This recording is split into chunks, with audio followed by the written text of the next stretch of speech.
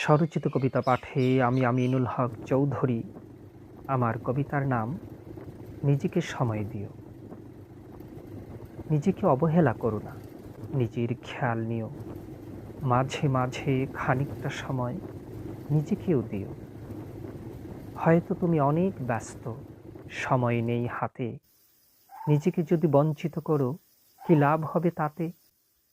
এই ব্যস্ততা কাহার জন্য? কে করবে উপভোগ? নিজেকে বঞ্চিত রেখে মিলবে কি জীবনের যুগ? ব্যস্ততার ধোঁকায় পড়িয়া নিজেকে করো না বঞ্চিত। নিজেকেও তুমি কিছুটা দিও, যেটুকু আছে সঞ্চিত।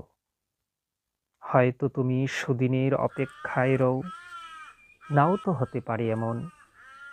তাই নিজেকে সময় দাও, যখন আছো যেমন। কখন যে সময় ফুরিয়ে যায়, তারও তো নেই নিশ্চয়তা।